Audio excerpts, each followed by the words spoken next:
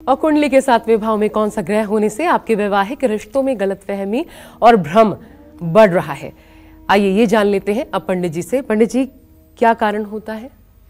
देखो, 7वें भाव माने विवाह भाव में अगर राहु है तो वैवाहिक जीवन में उतार चढ़ाव आते हैं, लेकिन राहु यदि वृषभ या मिथुन राशि का है तो ये उतार चढ़ाव रुक जाते हैं। अन्य किसी राशि में होगा, कन्या राशि में भी होगा तो उतार चढ़ाव ज़्यादा नहीं होगा।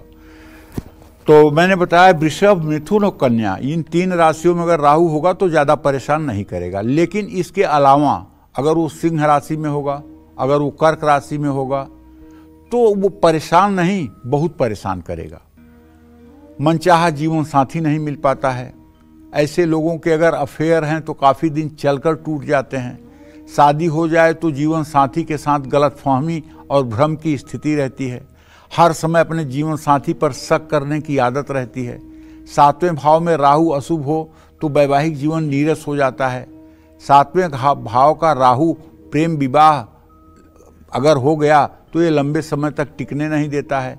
7वें भाव का राहु जीवन साथी से दूरी बना देता है। पति पत्नी में प्यार और विश्वास और समर्थन की कमी हो जाती है। 7वें भाव में अशुभ राहु पहली शादी टूटने के बाद दूसरी शादी का योग बनाता है।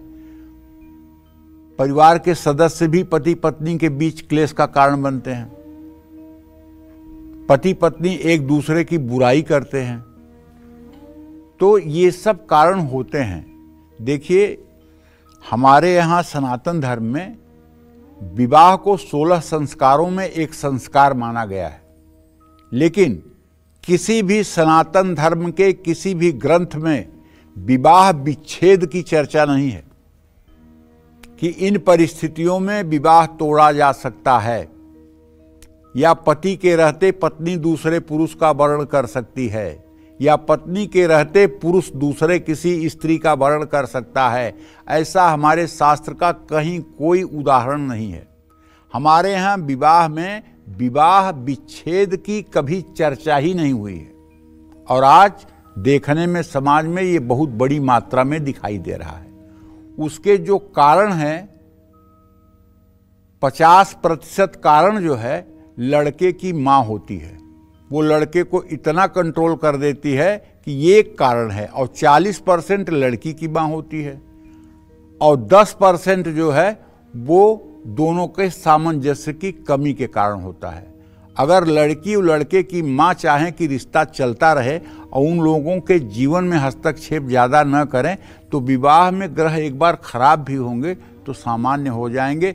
ऐसा हमारा अनुभव है, क्योंकि आए दिन ऐसे लोगों की कुंडलियां देखने के लिए आती हैं, और जब सच्चाई पता चलती है तो उसमें ये बात भी सामने खुलकर आती है। जय मां विंध्यवासिनी। दर्शन 24 यूट्यूब चैनल को लाइक करें, शेयर करें और सब्सक्राइब करें।